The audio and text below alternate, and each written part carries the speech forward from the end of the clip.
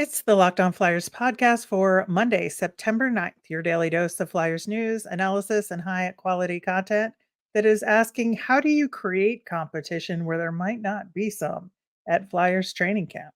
It's a good question.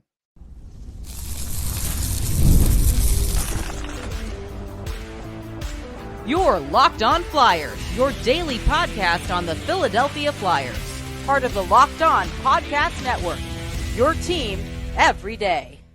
Hey there, and thanks for making Locked On Flyers your first listen every day. I am Rachel Donner. You could find me on Twitter at rmiriam. I'm here as always with Russ Cohen, who's on all your favorite social media apps at Sportsology. We are at Locked On Flyers on Instagram, Threads, Twitter, and Blue Sky as well. Now through September 22nd, all FanDuel customers can bet $5 and get a 3-week free trial of NFL Sunday Ticket from YouTube and YouTube TV. Visit fanduel.com/locked on to get started. You can find us over on YouTube or on the SiriusXM app or anywhere you listen to podcasts. Subscribe to get our latest episode as soon as it's available here on the Locked On Podcast Network, your team every day. Russ, today is going to be a bit of a whirlwind in many ways, but unfortunately, we have the funeral for Johnny and Matthew Goudreau today at noon. It's at a church in Media, Pennsylvania, right outside Philly. And my understanding is that it will be live streamed, I think, via the Columbus Blue Jackets website. But keep an eye out on social media for that. It's going to be a tough day for a lot of people. So again, just sending our love and support to the Goudreau family at this just awful time. Yeah, it's going to be bad. I would tell people too to leave early. I used to work in media. There's a lot of traffic there. Just saying. Yeah, I believe they have canceled school at the affiliated Catholic Okay. school for the day just to make it easier. Right. But yeah, tough day, but just an important day, I think, to honor their lives. Yeah, Uh, a lot of people, Eddie Vedder from Pearl Jam, a lot of people that have come through have paid homage to them, and that's nice. yeah, yeah.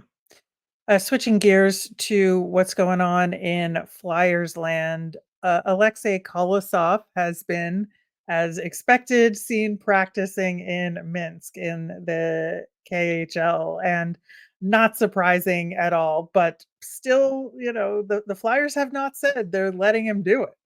Look, I'm just gonna, come out and say it. The best thing the Flyers could do is just give it up and toll his contract and be done with that.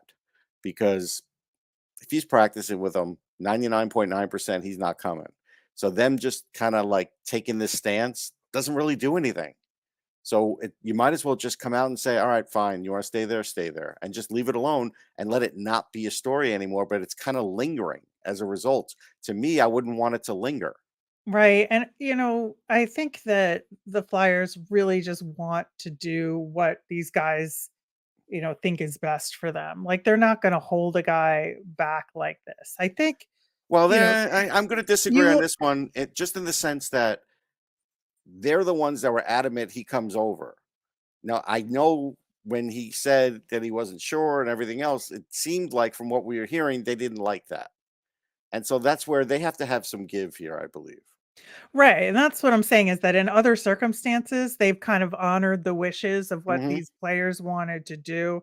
Now, put the Ryan Johansson situation aside. I think that's a separate Well, kind of there is a circumstance. little bit of news on that one, a little bit. Yeah. Well, we'll get to that. But I think it's just, in order for the Flyers to kind of continue some goodwill, I think they should just let him go if that's what he wants to do. But yeah, so what do you hear about the Ryan Johansson Well, situation? like I think it was through Spectre's Hockey who got it from Kevin Kurse, just said that a source through the Flyers said it's going to be a while. It's going to be weeks.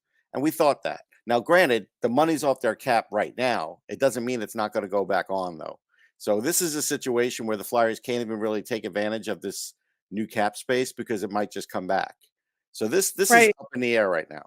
Yeah, and that's the part of it that is gonna make it difficult because the NHL is gonna have to make some sort of decision for the Flyers about their starting roster.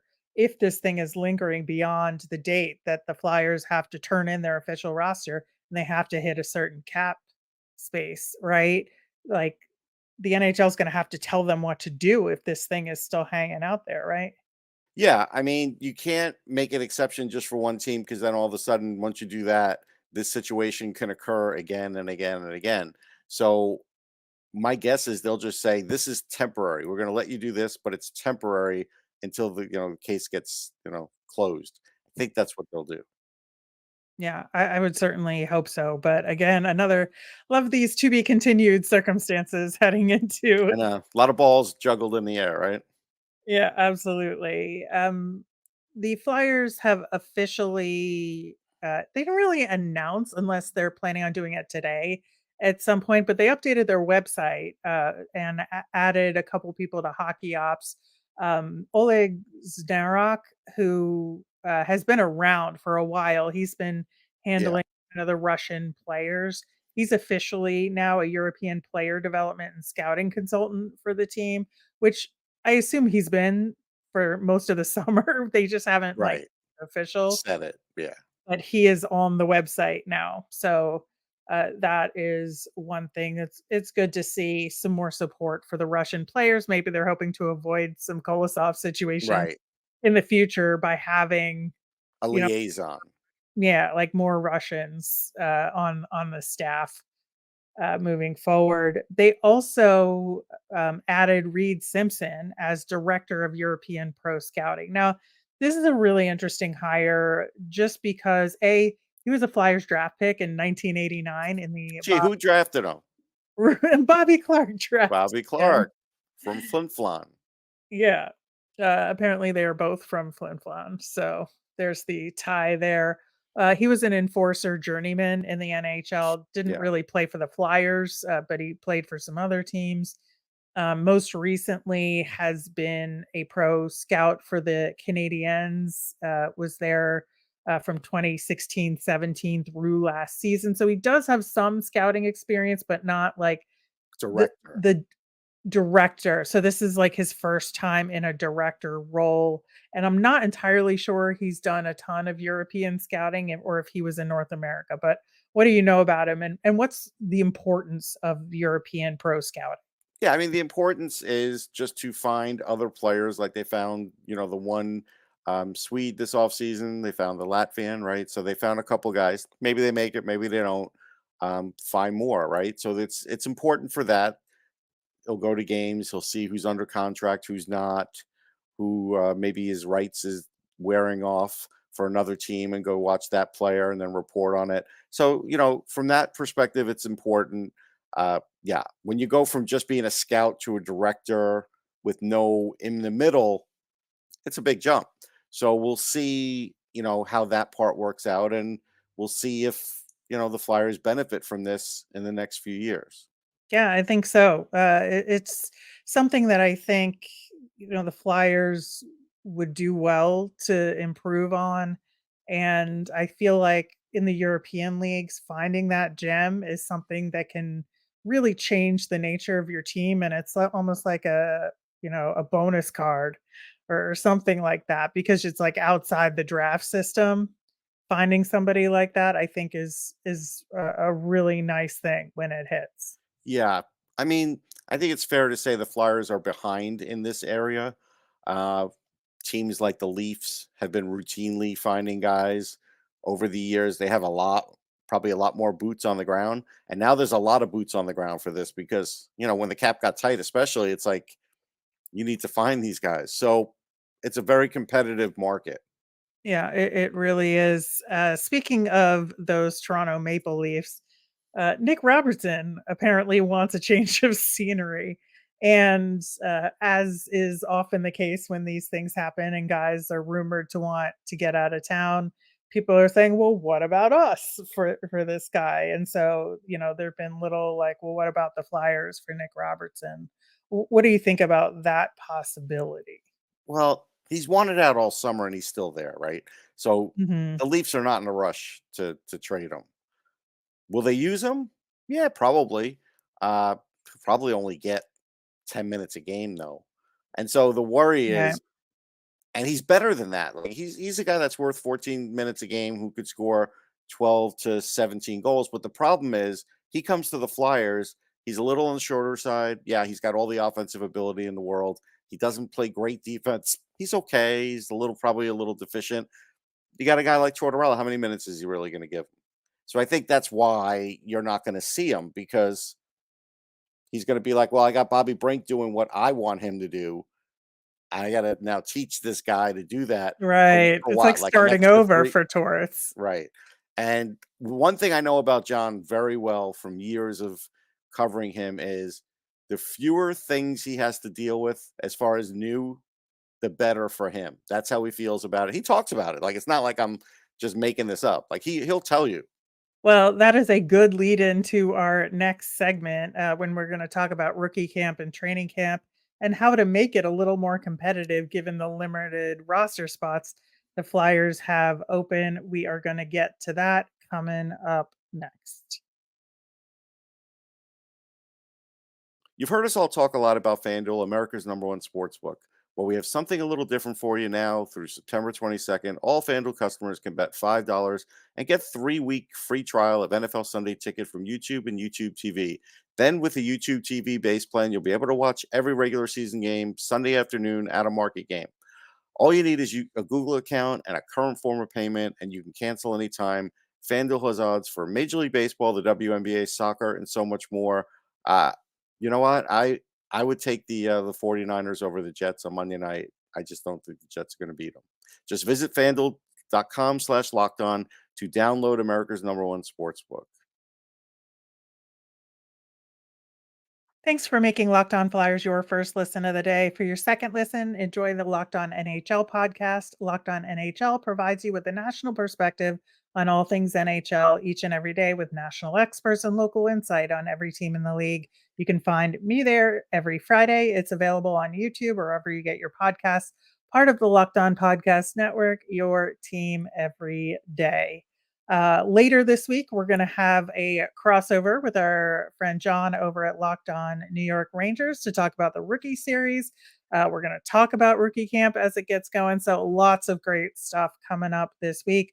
We will have a mailbag on Wednesday. So, get those questions in. You can email us at lockedonflyers@gmail.com, send us a message on Twitter, or comment on our YouTube channel.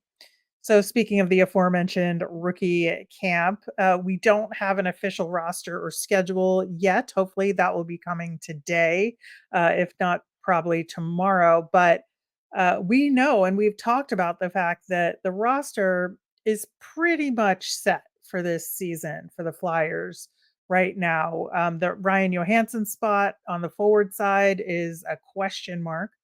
The D is set if they have 7. If they decide to go with 8 and not fill the Ryan Johansson spot, there's one more D. It's Right. looking like Urson and Fedotov. Like, I just can't see it being any No, it's different than set. that. That's completely set in stone. Yeah. So, how do you create competition? Like, how do you incentivize that at rookie camp and at training camp, knowing that there's essentially no spot to fight for? It's tough because you would like the coach to be able to say, hey, you have a great rookie camp. You can make us really think about what we're going to do here and change minds. But, like, as an example, half the rookies could play better than Nick Delorier, and his job is set already. It doesn't matter how he plays. He's there Right. for one reason. We know the reason. So it's like that takes away a spot that usually a young player could get. I mean, I'm going to be honest. I don't love the situation because, yeah, you have some youngish players in there, but it's hard to get new blood in there. You're like, what if, as an example, A-Balls plays great? Who's he playing for? Who are you getting rid of? Like, who you're sending down? So normally it would be easy to say, yes, you just have to tell them that jobs are available. I don't think they're going to tell them that. So they're just going to have to rely on everybody just playing as hard as they can before they go to their next team, whatever it's the AHL or whatever. So that's it. Yeah, I just think it's going to be a real fascinating aspect of this rookie camp and going into the early stages of training camp because you have that John Tortorella factor, right? Where, to your point, we already discussed, he doesn't like having to teach new people the system, right? Right. But he is somebody that has a reputation for having a very difficult training camp, with the Hmm. back skate and everything, that, he wants his guys like a well-oiled machine and to bond over hating him for the toughness of the camp and the intensity of it. But without like spots to fight for, is that torts factor of him creating a difficult environment for the players, purposefully to make them work hard. Like, how does that go up against each other? Does it cancel each other out? No, I mean it's good for these young players. It'll help them in the long run. The one thing they'll say to them is, "Look, if somebody gets hurt, you might be first man up if you're in the AHL," and that's fine. I mean, trust me, these AHL guys, they're dying to get called up at times, most times. Goalies get it. Goalies a different situation because you don't really call up a goalie unless they can play regularly because they want them to play. But most other players, they want to come up. Like they want their shot. And so that's the only thing you could dangle is, yeah, if somebody gets hurt, then there may be an opportunity for you. And so that's fine. I mean but you only can get so far with that. The other thing is, and John did this last year, and I don't think there's going to be any difference. Mitchkov aside, I don't know if anybody is going to play more than 2 preseason games. By the third preseason game, I could see everybody being cleared out, and John, who John likes, is going to be there the rest of the time. I'd be surprised if it goes any other way. I'm not sure your thoughts on that. Yeah, I mean, I think it's going to be tough for anybody to break through there. But I think with Mitchkov, I think there's going to be a lot of focus on him and finding the right line mates for him. Yeah, I think when we get into the training camp aspect of it, that's going to be the biggest project, is figuring right. out where that chemistry is. And with him being, assuming he's at rookie camp, which is like 90% sure at Yeah, this see, point. the word floating around is he'll be at rookie camp, which is good because I do think he needs that extra time to assimilate. So yeah, I think the thing with Mitchkov is that in rookie camp, his his job is to get acclimated and to start learning the system or continue learning the system. I'm sure he's getting some tape and some off ice instruction on that already, but and getting the language of it so in English so that he can Right, follow and practice, right? But I think that, getting him acclimated, getting him up to speed on what a Flyers training camp looks like, just making him feel comfortable, and then getting him into some of those, get into the rookie series games, or at least one of them for right. sure, in rookie camp. But training camp is absolutely going to be about chemistry tests. Y- And so I think that's where, I mean, is there competition to play with him or not to play with him? I don't know what the No, I answer don't is think there. guys look at it that way. Look, I mean, Joel Farabee's been practicing with him for a while now, right? Does that give him the inside track? Yeah. I don't think so. The coach says what's going to happen there, right? So I don't think the players look too far down the road for that. But I think he has to play a lot in preseason. But listen, I've been around a lot of reporters lately, and this is like the start of our season, and there's a lot of scuttlebutt. And the scuttlebutt is there's one they wonder how will Mitchkov deal with John, and is he going to get sat at times? And this is going to be a narrative until it's not. And so, like, that's going to be the thing we have to sort of look and see how that gets handled. Yeah, I think it's going to be a lot of that, but I also think that it's going to affect the preseason game roster strategy, because if there's really no competition here for spots, like normally we would see, like, at least in the early preseason games, a lot of prospects in there. I think you still will And for 2 or 3, but that's it. right, but what I'm thinking is that you're gonna have, like, Flyers lines and Phantoms lines. We're not Yeah, gonna have a lot of mixing and matching of yeah, I could see lines that. Yeah, or defensive pairings. That would be my prediction, right. because, they're gonna ramp up the Flyers players as they normally would in terms of game ice time, but I just don't think there's gonna be a lot of mixing and matching between definite Phantoms and definite Flyers here. No, I think there's good. I think you're right about that. I think that makes sense. But these games are important because at least Mitchkov will go up against guys with pro experience. Some NHLers, some not. He'll figure out what works in these games. It's not going to be a real roadmap because teams play very different in preseason than they do the regular season, just in their pace. So, but again, he needs it. He needs to get games under his belt that way to just kind of, feel it out.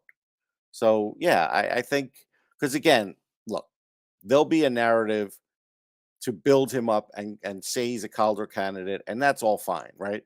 But again, I just go with Miroshnichenko and say, boy, they did it real slow with him, and that was good. The Capitals, and it may pay dividends this year, or it may pay dividends next year. But he's starting to get comfortable with the game, right? It may take a while for Michkov to become a force, becoming comfortable with the game. It may not happen this season. I just hope people understand that it may not happen. There's a chance. Yeah, I absolutely think so. It's going to be a fun camp, I think, Yeah, I mostly think so. because of Mitchkov, but also because I think they want to build on the success of last year and they're going to hit the ground running. And so it should be a really like fascinating rookie camp on the I think Mitchkov so. side and a good training camp I'm when we gonna do get to my that best to point. not over-report Mitch Cup things. I don't care about clicks. I really don't. I don't care if I get more Twitter followers. I really don't, because I really want to watch other aspects. I don't want to just Yeah. watch and report on Mitch Cup because then I feel like I'm doing a disservice to the fans that follow me, But I know there's going to be a lot of just Mitch Cup stuff, and it's like I'm going to try and not overdo it. Well, we're going to be talking a lot about those power play drills when we see them. So Oh boy, stay the tuned power play. for I'd that. forgotten about it over the summer. Never forget. Never forget, Russ. All right. Coming up next, we're going to have our final off-season poll for this summer. I can't believe we're here I'm already. I happy to bet you can hear guess that. That's great. guess what it is. Plus, we'll have our nemesis of the week coming up next.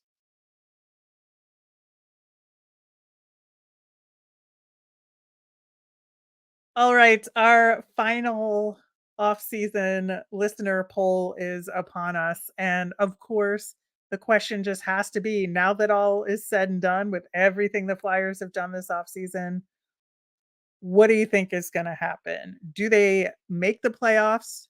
Do they just barely miss the playoffs, like about the same as last season? Or do they finish below where they did last season? I think those are your 3 options. I Yep. don't think a playoff run is in order, but prove me wrong, Flyers. Prove me wrong. Yeah, I think those are legit choices. I like it. All right, and our nemesis of the week. Last week, I talked a bunch about preseason jitters, like getting ramped up and ready to go for the season, not just for us, but for the players and everything that they have to prove. Russ, you talked a little bit about trucks in the left lane, I did. which, man, I've been noticing it more and more now that you've said See? it. It just keeps I mean, happening, there used to and be rules about that for the road, and now there's not. yeah, well, there are rules, but they just don't They just care. don't care. Yeah. That's really what it comes down to. But this week there is so much happening that I can't even come up with just one nemesis. I think that the main one for me is that I want to be there every day for camp and training camp, but I can't be, and that is frustrating to me. But I will be there a lot, so stay tuned for our reports direct from rookie camp and from training camp. Should be a lot of fun. Today is also the PWHL team name announcements. I can't wait to hear what those are going to be, and I hope I like them. So that is a nemesis for me. And finally, we are in false fall right now of the seasons, which will be, followed by second summer, which will come up and destroy the hope that is false fall. Yeah. So it's just really great A weather on confusing time of the Sunday. year. Yeah, weather-wise. But yeah, so my brain is in a lot of places, so I've got a lot of nemesis. Where are No, you I at? get it. Mine, some are not gonna like. This nemesis is about the NFL. With Major League Baseball, all fans complain baseball games are too long. And baseball did something about it. And now they're going, they're 15, 20 minutes shorter. The average time for an NFL game is 3 hours and 12 minutes. It's just No good. too long. It's just I used to watch games as a kid, and I get it. There was less advertising, but it's just too long. Today I saw something just that was ridiculous in a game. There was a particular play, and the guy threw. Guy got a pass thrown to him. It was the Cleveland Dallas game. Elijah Moore got a pass thrown to him, and he clearly drops it. Right. So they Mhm. stop the play, and then they go timeout for a referee review on the play. And on TV, on the Fox TV, they're like, "Oh, this is great. This is an expedited review, and this is going to be so much better than going under the tent and everything." And I'm like, "No, what's better is get the call right on the field. What are these guys actually getting paid for?"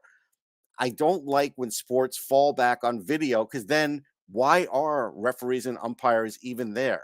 So it's like let them make the call and just live with the call. If the team wants to do it, do it. But now if the referees are all of a sudden going to have their own video review, these games are going to be longer than 3 hours and 12 minutes. So that's my beef. Yeah, and especially when there's only, what, 18 minutes of actual Yeah, 12 to gameplay? 15 minutes of actual Yeah. game action. We would never say that for hockey. It's an impossibility. But for No. football, No. we do, and we all seem to like it. So Well, it's bizarro world to me, and it that is. is why I have pretty much stopped watching the NFL. I've started watching soccer instead, where it's continuous action. People say it's boring, but at least it's continuous It's action. You continuous, I you give you know that. when you're getting out of the building, Right. like easy, like Yes. it's the clock is the clock. So even with extra time, so that's something I appreciate about soccer over the NFL. But there's a lot of good things about the NFL too, so Sure, of course. I get why people I'm like it. wearing an NFL hat, but I'm just saying they could do something about this, and they just don't. They don't wanna. Yeah, it is interesting that, like, the refs can call their own, review of the play Yeah, as I opposed to get it just if be it's a late in the challenge. game and it's really up in the air, but this is the game just started. Like, it was, like, early in the game. It's like, "Guys, let there be some momentum or something." It was obvious the guy dropped it. If you didn't see that, like, what are we doing here? It's just that's the whole thing. It's just that part gets a little frustrating for the viewer at home. Yeah, well, we don't have any officiating problems in hockey, do we? Because No, no, none. just trying to make it clear that, we're not throwing stones. We No, understand that there's we issues in do. hockey too. Like, I swear to God, like, on my gravestone is gonna be etched, "What is goaltender interference?" And Nobody knows. nobody knows, Russ. Nobody knows. All right, that will do it for today's show. Thanks so much for listening. We will be back on Wednesday with a more full rookie camp preview, hopefully with the roster and schedule and all of that, plus your mailbag questions. So let us know what you want to know about the Flyers. Send them in via Twitter at Locked On Flyers. You can email us at lockedonflyers@gmail or comment over on YouTube. I'm Rachel. I'm on Twitter at rmiriam. That's RMIRIAM. I'm Russ. I'm at Sportsology, SPORTSOLOGY. Thanks for making Locked On Flyers your first listen today. Now go check out Locked On NHL, where the season never ends, providing national expertise with a local perspective. You can find the link to Locked On NHL in the show notes, so you don't need to search. Part of the Locked On Podcast Network, your team every day.